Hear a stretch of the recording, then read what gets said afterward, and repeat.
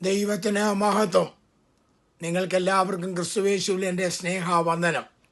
ഞാൻ വിയവരം ജോർജ് കുട്ടി.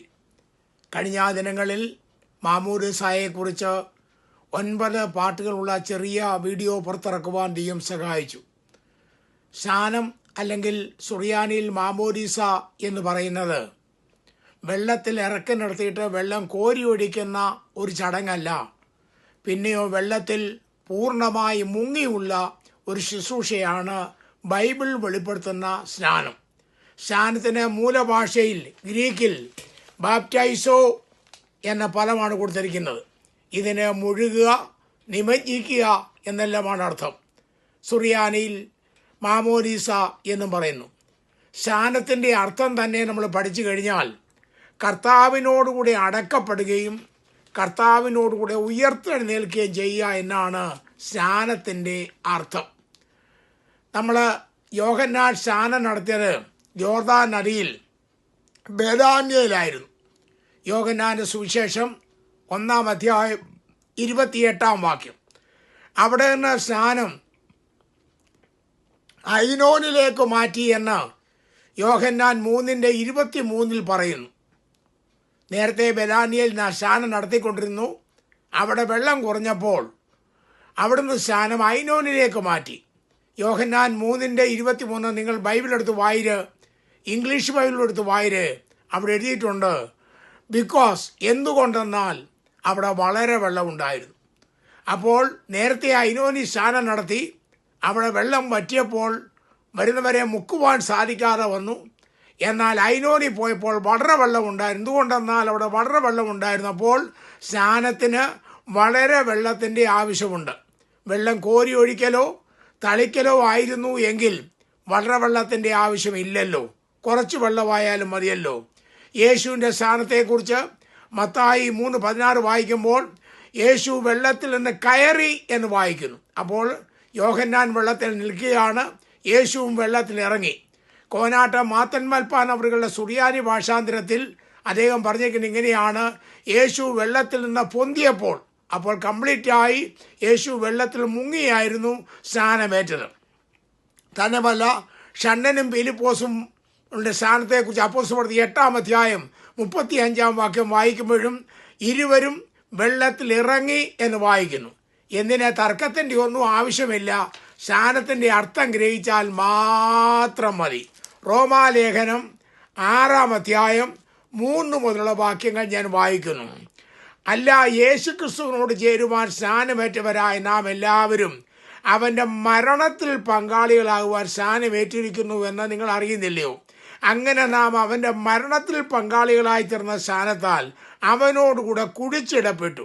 ക്രിസ്തു മരിച്ചിട്ട് പിതാവിൻ്റെ മഹിമയാൽ ജീവിച്ചെഴുന്നേറ്റതുപോലെ നാമും ജീവന്റെ പുരുക്കത്തിൽ നടക്കേണ്ടതിന് തന്നെ. എത്രയോ വ്യക്തമായിട്ടാണ് അപ്പോസ്തലനായ പൗലോസ് ആ കാര്യം രേഖപ്പെടുത്തിയിരിക്കുന്നത്.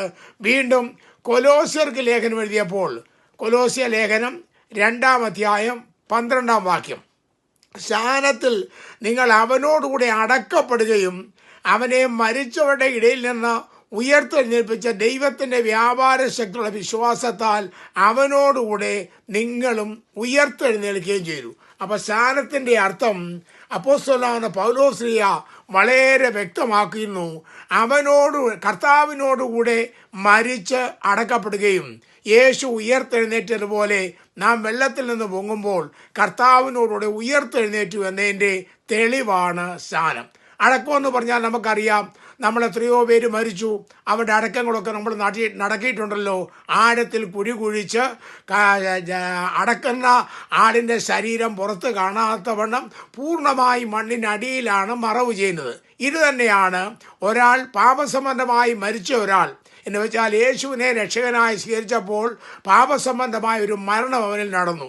ആ മരിച്ച മനുഷ്യനെ വെള്ളമാകുന്ന സെമിത്തേരിയിൽ കൊണ്ടുചെന്ന് കർത്താവ് മരിച്ച് അടക്കപ്പെട്ടതുപോലെ അവരെയും നമ്മൾ വെള്ളമാകുന്ന സെമിത്തേരിയിൽ അടക്കുന്നു.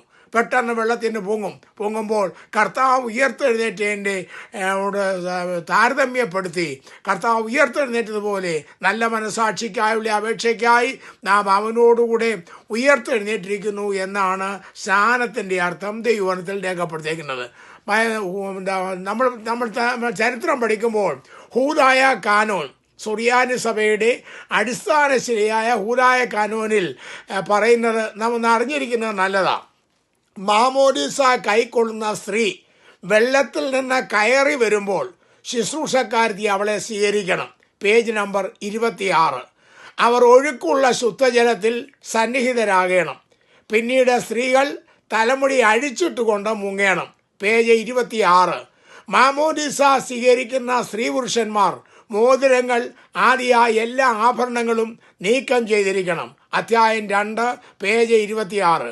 ഞങ്ങൾ വിശ്വസിക്കുന്നു എന്ന ഒരു പുസ്തകം അദ്ദേഹം പിന്നീട് തിരുമേനിയായി M.E. ജോർജ് അച്ഛൻ എഴുതിയ പുസ്തകത്തിൽ പേജ് നമ്പർ 195 ആദിമകാലത്ത് ഒഴുക്കുവെള്ളത്തിലോ അതിന് സൗകര്യമില്ലെങ്കിൽ കുളങ്ങളിലോ മാമോദീസ മുങ്ങിപ്പോന്നു. അവിടെ തളിക്കുകയല്ല, മാമോദീസ മുങ്ങിപ്പോന്നു.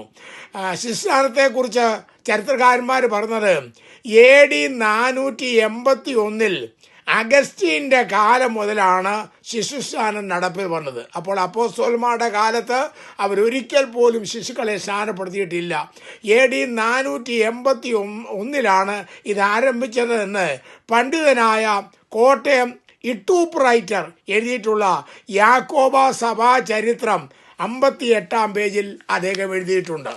തന്നെയുമല്ല, ആദ്യ നൂറ്റാണ്ടുകളിൽ വിശ്വാസസ്ഥാനം മാത്രമേ ഉണ്ടായിരുന്നുള്ളൂ എന്ന് കത്തോലിക്ക തിരുസഭാ ചരിത്ര സംക്ഷേപത്തിൻ്റെ 50 പേജിലും രേഖപ്പെടുത്തിയിരിക്കുന്നു.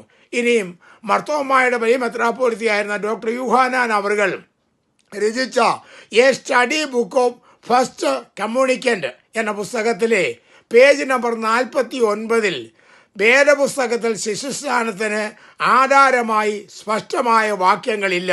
പ്രവർത്തികളുടെ പുസ്തകത്തിലും ലേഖനങ്ങളിലും രേഖപ്പെടുത്തിയിരിക്കുന്നത് എല്ലാം തന്നെ പ്രായം ചെന്നവരെ വെള്ളത്തിൽ മുക്കി സ്നാനപ്പെടുത്തുന്നതിനെ പറ്റിയാണ്.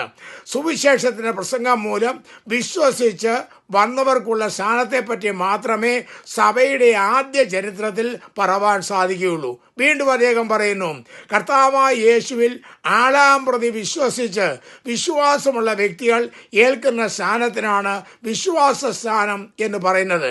വിശ്വാസം ആത്മീയ അനുഗ്രഹങ്ങൾ പ്രാപിക്കുവാനുള്ള വ്യവസ്ഥയാണ്. Page number 50. വീണ്ടും അദ്ദേഹം പറയുന്നു, യോഹന്നാൻ സ്നാപകനും ക്രിസ്തുവിൻ്റെ ശിഷ്യന്മാരും അനുദപിച്ച് വിശ്വസിച്ച് വന്നവരെ വെള്ളത്തിലിറക്കി മുക്കുകയായിരുന്നു ചെയ്തത്. കിഴക്കൻ സഭയുടെ പഠിപ്പിക്കലും മുടിതൽ സ്നാനമാണ്. Page number 52. എന്തിന്? ക്രിസ്തീയ നേതാക്കന്മാർ പറഞ്ഞ ചില തെളിവുകളാണ് ഞാൻ പറഞ്ഞത്. അപ്പോൾ വെള്ളം കോരിയൊഴിക്കലല്ല, വെള്ളം മുങ്ങുകയാണ് വേണ്ടത്. മുങ്ങുന്നതിൻ്റെ അർത്ഥം മരിച്ചയാളിനെ അടക്കുന്നതിന് തുല്യമാണ്. ഒരിക്കൽ ഒരു തോട്ട ഉടമ, അദ്ദേഹം ശിശുസ്നാനവാദിയാണ്.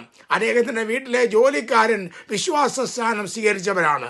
അവർ രണ്ടുപേരും കൂടെ തർക്കമുണ്ടായപ്പോൾ വീട്ടുവേലക്കാരൻ പറഞ്ഞു, അല്ല സാറേ, സ്നാനമെന്ന് പറഞ്ഞത് വെള്ളത്തിൽ പൂർണ്ണമായി മുങ്ങിയിരിക്കണം, പുറത്ത് ശരീരം കാണുവാൻ പാടില്ല.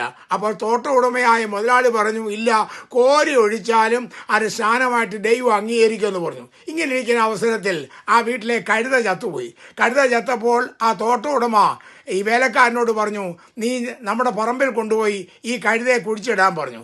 ഈ മനുഷ്യൻ എന്ത് ചെയ്യുന്നറിയാവോ? കഴുതയെ വലിച്ച് പറമ്പിൽ കൊണ്ടുപോയി ഒരു സ്ഥലത്ത് കിടത്തിയിട്ട് അതിൻ്റെ പുറത്ത് 2 തൂമ്പ മണ്ണ് വെട്ടിയിട്ടിട്ട് ഇങ്ങ് പോരുന്നു. കുറേ കഴിഞ്ഞ് വീട്ടുടമസ്ഥൻ ചെന്ന് നോക്കുമ്പോൾ കഴുതയെ അടക്കിയിട്ടില്ല. 2 തൂമ്പ മണ്ണ് വെട്ടിയിട്ടിട്ട് അവനിങ്ങ് പോരുക. അവനെ വിളിച്ച് വഴക്ക് പറഞ്ഞു, നീ എന്താ അങ്ങനെ ചെയ്തത്? ഉടനെ അവൻ കൊടുത്ത മറുപടി ഇങ്ങനെയാ, സാറ് പറഞ്ഞല്ലോ വെള്ളം കോരി ഒഴിച്ചാലും അടക്കമാണെന്ന്, അതുകൊണ്ട് ഞാനും കംപ്ലീറ്റ് കുഴിച്ചിടാൻ പോയില്ല, 2 തൂമ്പ മണ്ണ് വെട്ടി കഴുതയുടെ പുറത്തിട്ടതേ ഉള്ളെന്ന് പറഞ്ഞു. അപ്പോൾ തോട്ടമുടമയ്ക്ക് മനസ്സിലായി, കുഴിച്ചിടുക എന്ന് പറഞ്ഞാൽ മണ്ണ് വെട്ടിയിട്ടത് കൊണ്ടോ വെള്ളം തളിച്ചത് കൊണ്ടോ സ്നാനമാകത്തില്ല, വെള്ളത്തിൽ പൂർണ്ണമായി മുങ്ങണം എന്ന് അദ്ദേഹത്തിന് ബോധ്യമായി. തുടർന്ന് അദ്ദേഹം സ്നാനപ്പെട്ടതായ ഒരു കഥ ഞാൻ കേട്ടിട്ടുണ്ട്. അതുകൊണ്ട് എന്നെ കേൾക്കുന്ന പ്രിയപ്പെട്ടവരെ, വെള്ളമൊഴിച്ച് മാമോദീസ ഏറ്റ ആരെങ്കിലും ഇത് കേൾക്കുന്നുണ്ടെങ്കിൽ, നിങ്ങൾ ഏറ്റ സ്നാനം ദൈവവചനപ്രകാരം പ്രകാരമുള്ള സ്നാനമല്ല, വെള്ളത്തിൽ മുങ്ങിയുള്ളതാണ് സ്നാനം. അതിന് വളരെ വെള്ളം വേണം. യോർദാൻ നദിയിൽ കർത്താവ് ഇറങ്ങി സ്നാനമേറ്റു എന്ന് നമ്മൾ തിരുവെഴുത്തിൽ കൂടെ വായിക്കുന്നുണ്ടല്ലോ. അതുകൊണ്ട് ആ ഒരു അനുഭവത്തിൽ കൂടെ വരണം. തിരുവെഴുത്തിൽ വെളിപ്പെടുത്തിയിരിക്കുന്ന വിശ്വാസ സ്ഥാനത്തെക്കുറിച്ചുള്ള മുൻവിധി കൂടാതെ ആരെങ്കിലും പഠിക്കാൻ ആഗ്രഹിക്കുന്നുവെങ്കിൽ ഞാൻ പ്രസംഗിച്ച വിശ്വാസസ്ഥാനം തിരുവചന വെളിച്ചത്തിൽ ശിശുസ്ഥാനം തെറ്റോ ശരിയോ എന്ന വിഷയത്തെക്കുറിച്ച് 9 പാട്ടുള്ള വീഡിയോ ലഭ്യമാണ്. യൂട്യൂബിൽ കയറി വിയവരം ജോർജ് കുട്ടിയെ അടിച്ചാൽ നിങ്ങൾക്ക് അത് ലഭിക്കും. ദൈവമായ കർത്താവിനെ അനുഗ്രഹിക്കുമാറാകട്ടെ. ആമേൻ.